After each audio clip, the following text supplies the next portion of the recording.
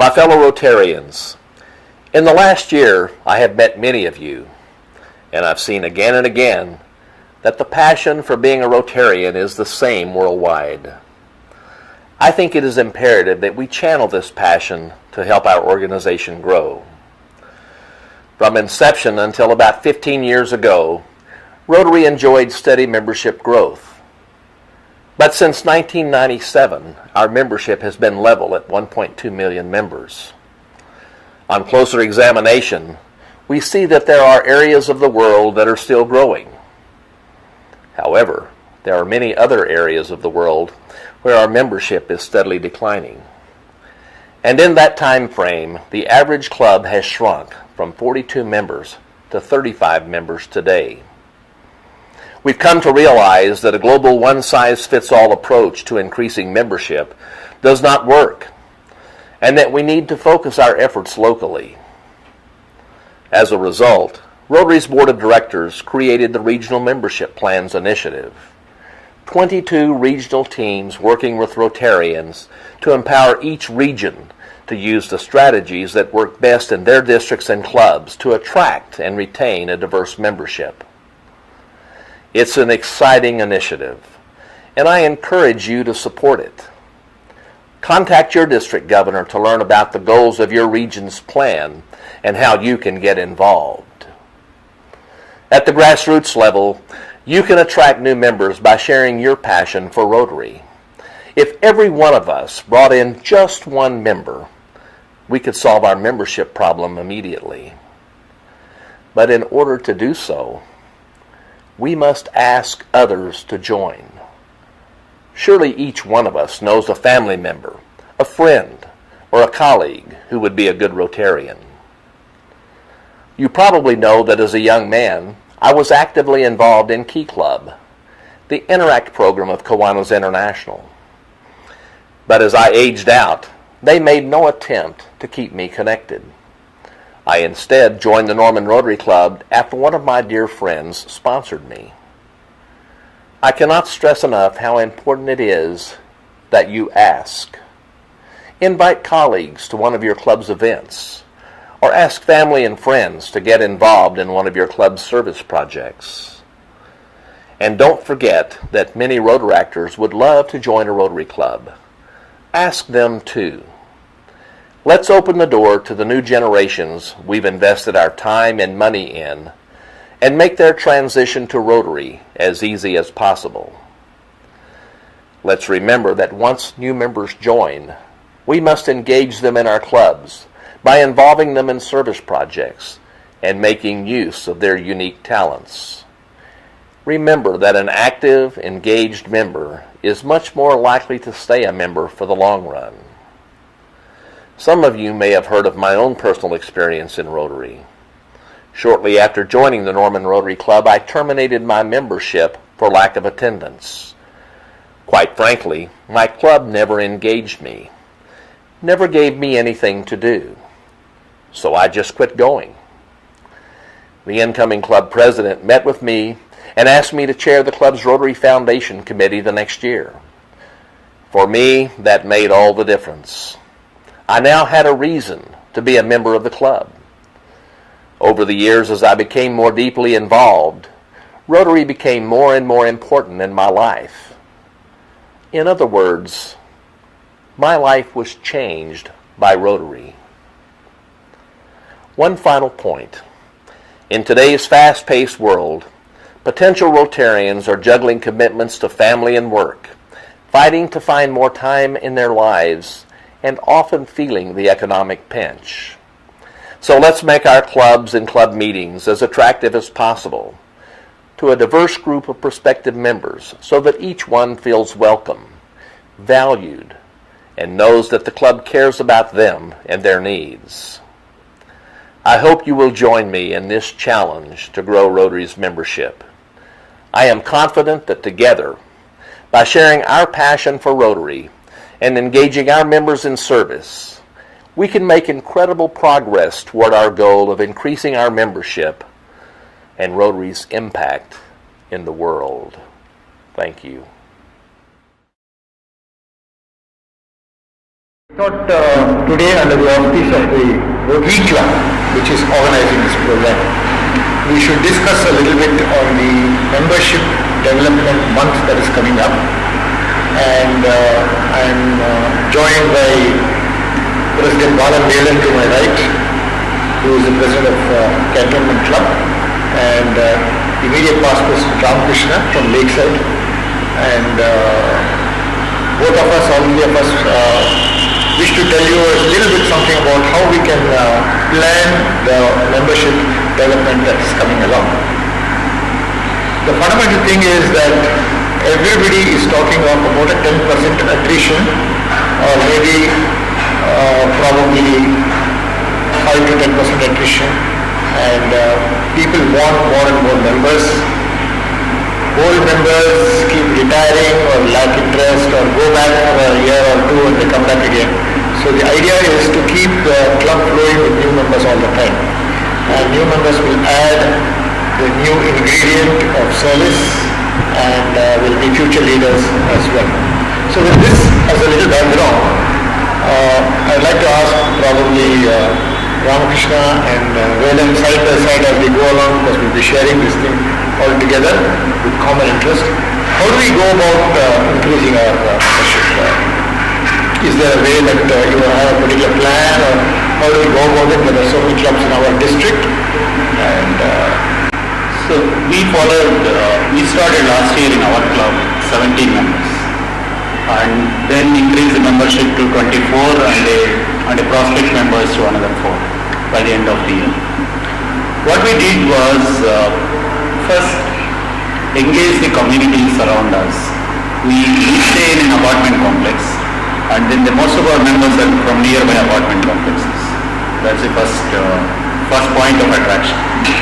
And we meet in one of our clubhouses. Most of the apartments these days luckily have clubhouses. So we meet in one of these clubhouses. And then so members don't need to spend a lot of time coming to a meeting and attending it. That's the easy part of it.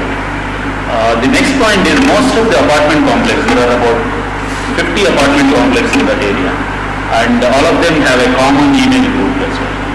So what we started doing is, whenever we have a project or whatever our achievements, we started putting in that to inform all the members. For example, at the end of the year, with these 23 members, we could do 3 million worth of projects in and around Bangalore. And then we put all these projects list.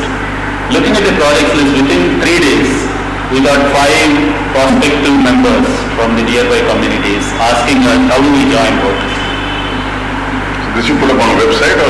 We put up in these email groups which go to all of them. We put it in our Facebook. We put it in our club Facebook and individual Facebook as well. So many of your friends look into these things. Oh, okay, Rotary is something which these days can do something.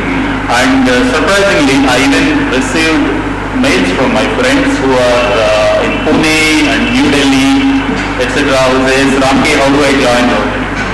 Can you tell me in Pune where can I contact? Whom should I contact? I was thinking, when you started Rotary clubs a while ago, you had community service and college-based type of a thing. Yeah. That holds good in your case to some extent because you are in one apartment complex. But I think different type of it's very interesting because Ramki, your club is about a few years old. I think 4 years old. And we are about 28 years old. Okay. So I am about 28 years standing. I'm not going to mention I am like your kid. No, but the problem or the issues are the same everywhere, whether it's a small club or a large club. And see, we have the thing that we are not as tech savvy because we are all of an age group which is higher, I would use modestly use word slightly higher than your age group. So what happens is we don't have this the wherewithal to attract them through the media. So the result that we have got different issues.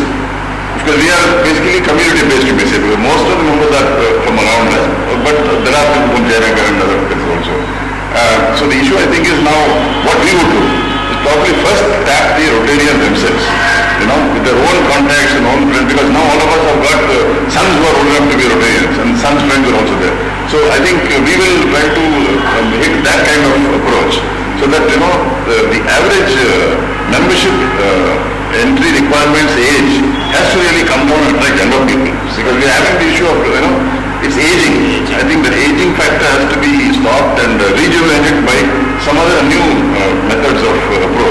younger people come in.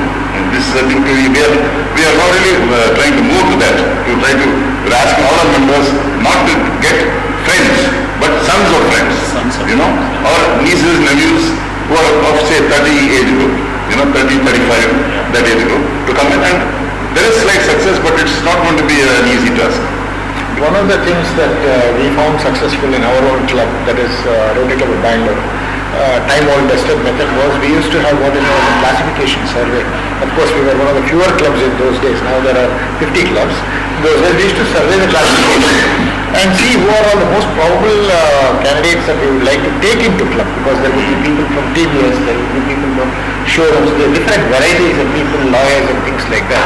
So we would go through a classification survey and try to approach the first man, second man or the third man in that line and try to get as far as possible the best guy in that profession or field. And they would be influential enough to carry out any projects or anything that came across. So number 1, 2 or 3 was what we tried. The classification survey is a good thing. Normally you're supposed to bring it out by 31st of August. And it should be given to all the members if possible. So the members also are looking in tandem with what the Rotary Club is looking for. Otherwise each guy is calling at random levels. So you may have a guideline from that point of view. But having taken it, what do you do to retain them, Kalan? Well, how do you retain membership? For example, if you take some of the old members, then they're fairly, they've been there for a long time. Yeah, but what is the recent, last 5 years members, for example? Yes. How much have they come in and how much have they gone? See, it's been equal. 2-3 members have left, 2-3 members have come in. So we are remaining at about 60, which has been steady for a very long time. Now we have not really looked at a very quantum jump, because we don't want to make any mistakes. So we would rather do it slowly.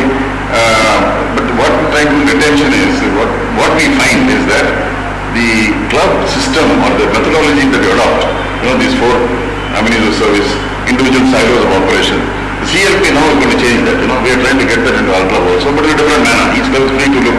The basic idea is every Rotarian is to be engaged. He must do one project. So what we are trying to introduce to the club is that there is a Rotarian who will handle a major project. Major means spend more time on that, take the leadership role and achieve results. He will also have a parallel role as in some other committee, a project committee or within the club committee as a member.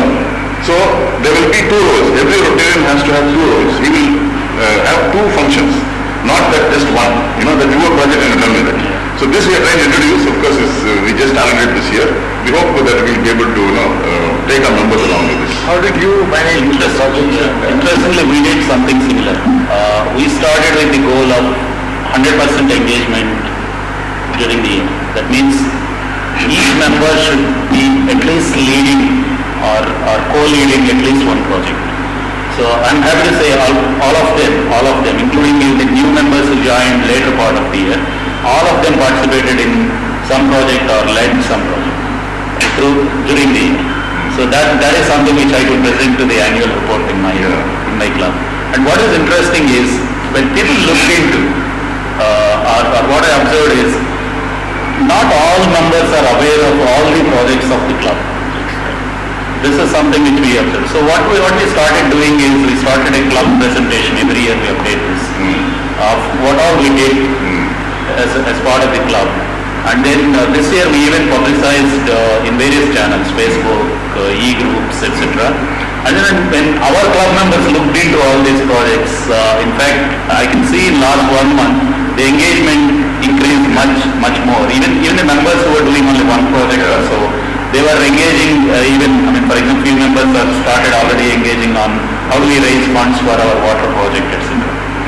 So this is something which is pretty good in our club. What happened? I'm sure this is the way we engage. But there is another aspect to it. That is, what I observed is when we have families also bonded. That means if spouses also know about Rotary, and even if they don't know about Rotary, all the activities what you do, but if they engage, right? So that friendship, that family level friendship, really keeps you bonded, and you hesitate to go out of this bond. That is something which we started last 2 years, and then this year I'm sure it will be much better. Can I add one more thing? The other thing we are doing is, which again we want to introduce this year, is to have an open house we have meetings every Thursday, okay? Now it is becoming difficult even to get good speakers to come to here with all this traffic, and it's very difficult. So we thought we'll have every first Thursday an open house with no, specific agenda, but the meeting would be driven and controlled by the president, okay? And everybody comes and talks about, including the spouses, as you said, engage in everybody says, look, these are the projects we're doing. Like you very rightly said, many Rotarians have not even visited some of the projects. Yeah. Not their fault. You see, there's no motivation for the mechanism. The system, the clock works. Yeah. So you have an open house every Thursday. We want to have an open house. Everybody comes in and says, look, the PO committee is doing this, the vocation service committee is doing this, or we have got common project committees now, which are across committees. So they're doing a project in Channapatnam, so there the committee is across the conventional committees. So it's called a project committee. So every project we put a committee which is across the board. So some basic general ideas that Yes. So the project committee is now coming under separate heads. So you know project committees. One of the things that people can do is to attend ICGFs and district conferences. You know, you may not be able to attend all of them, at least a few of them you can chalk out and attend them, because a lot of activity goes on at the time of the conference. The district governor is really putting up his best show at the time of the conference, getting the best speakers and so on. So it would be a good idea if Lord Fellowship happens there, because the entire 3190 district family membership is there. Here you are 52 weeks, you are meeting your own people, so you get a broader version of the district. And similarly, if you go to the convention at some point of time, if your members are always traveling, and if they are traveling in the month of May and June, you can let them, why don't you go, next one is in Sydney. If anybody is going to Australia, you can just say, anybody going to Sydney, please plan a plan. So you can divert them if they are already going. So these are issues where you can see the full length of Rotary international activity. Otherwise, just boil down to one small gives you one perspective, but this gives you another thing. So I think that adds another dimension of At least we should attend the RI convention at least once. I attended Thailand one. correct. And So, then one of my have you attended? We know that the South Asia Summit was You have one opportunity to attend to that.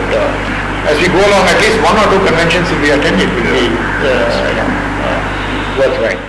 So fellowship and conference and other things are something people have mentioned that it could be boring because of certain stereotype thing, but I think you have to interest the members to come there and participate at least 3/4 of a day or half a day. You wanted to say something about one area of plus or Yes. See, what I wanted, one is we looked at developing members, getting more members, and retention also we spoke about. But at the same time, there's also the public image of Rotary, which will be the forefront in terms of potential people wanting to come and they'll see that. What is the public image of Rotary? Right now, you see, polio is very well known, and Rotary has been sort of linked with polio eradication worldwide, both RI as well as Rotary throughout the world. Now, with Rotary getting into the focus areas, the 6 focus areas very clearly defined. So that could be projected to the potential members, saying that if you are interested in any of these, and many times you will be residing near a community which requires help in all of those areas. So that from our side, we should be able to project a proper public image as to make potential members excited about any service. I'm sure it helps. Yeah, But what is it that ultimately draws a member to join Rotary? Ultimately, if somebody got to watch your public image programs, there are so many other public image programs going on all around the clock. But if you watch Rotary's public image program, what is it that specially makes him to draw your own thing? I think probably your own members talking to somebody and convincing him that, look, Rotary is a great organization, why don't you join? There are programs of Rotary which take your children, your grandchildren to various places. There are plans that you can have family exchanges. There are situations where you can travel abroad for so many things. I think that sort of a carrot sort of a thing must also be there. Anything else you want to add on the public? Actually, I do this when someone wants to join or join a Rotary, or why he wants to join a Rotary, right? And what I observed is these days the youngsters want to do something to the society. Luckily, the initial salaries are also pretty high these days, so they don't have that like in olden days where they have the shackles of no, I don't have money to do all these things, I have to first take care of myself. These days, youngsters want to do something to the society. Now, why should they join Rotary? This is what I tell whoever come to me, or when I ask someone to join Rotary. It's a network. right? Each one have their own network. I have my college network, I have my company network, I have my apartment network and other friends network, right? And then I have my Rotary network. Now, if I spend 1 rupee, I myself tried with an idea of floating an NGO before joining the Rotary. But if I floated an NGO, I would have done only so much. But by joining Rotary, I can do much, much more. It is the old rule of leveraging, right? So, for example, if you want to gift a life, a child who is found there is a hole and the parent unfortunately cannot do anything about it because he doesn't have money for surgery.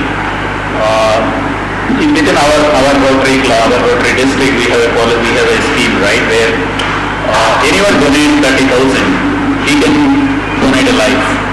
Typically an operation costs 1.5 lakh. That means if I do it on my own, I should have donated 1.5 lakh rupees to save one life.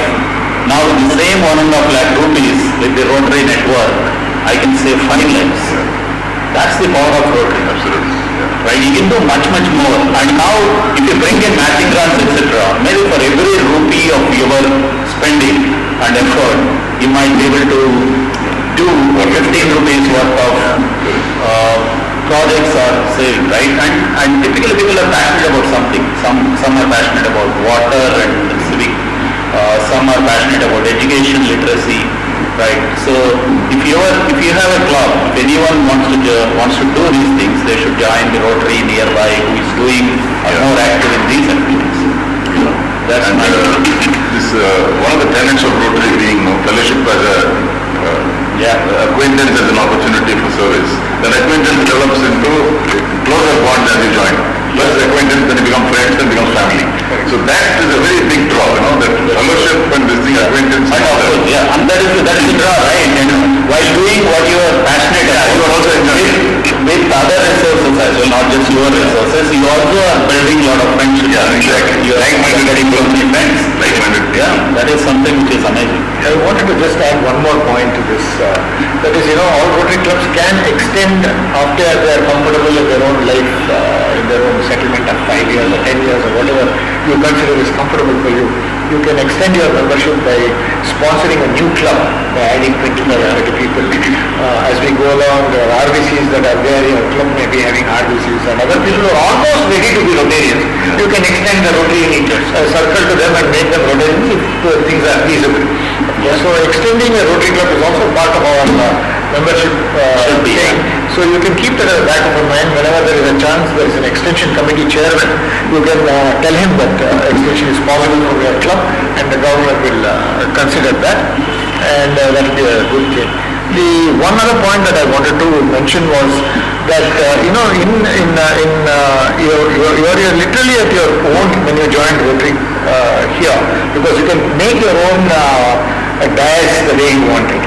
If you think of a project for the next 5 years, and if you convince the board that this is what I want to do, you can raise funds with the help of friends, the networking that you talked of, and you can literally do whatever you want to do for the next 5 or 10 years. For example, in my own case, I was a dental volunteer for about 10 countries that I went abroad and served 6 weeks of each of my time.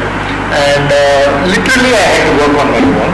And it was a fantastic experience for those years that I went. So if you have a vision of doing something legally, if you have a vision of doing some other project which is very personal to you, which you can't do anywhere else, but Rotary allows you that to happen. If you have a personal agenda too, it allows you to happen. Anybody can do. For example, your own members have done extremely well in so many of the areas they thought. I'm sure it will come along as we go along. So these are the 2-3 things that I thought we should remember. If you have One point on extension. I think there are 2 things which are great opportunities if you really look at very long term. One is, for example, clubs like e-clubs, right? Now e-clubs can have members across geographies.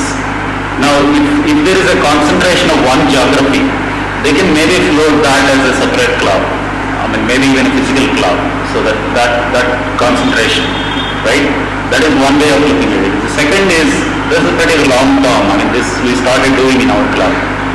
We have, I said we are in various apartment complex, right?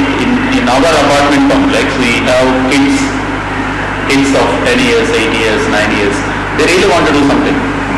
So we form, for example, in my apartment we have Rotary Ideas Kids. These are the kids who campaign for polio, these are the kids who campaign to get voters registered. Elders, they should have taken initiative, but these days took initiative and got them registered. And when I asked them what do you want to do next, they said garbage segregation and water. Look at this, the kids are, now these guys, when you engage them, you continue to engage them and they grow, right? Yeah. And these are the potential Rotarians after 20 years. I think we have pretty much sort of summarized, I think, for the E-Club and the other members, they may have to take good and bad from various clubs. Yeah. But I think Rotary does need members all around, at least 5 to 10% on an increment basis to keep the attrition going, and the old senior people sort of resigning and getting back, but would still like to be in Rotary, and they will still contribute in various ways because they're senior citizens, they have the power of money, the younger people do the power of work.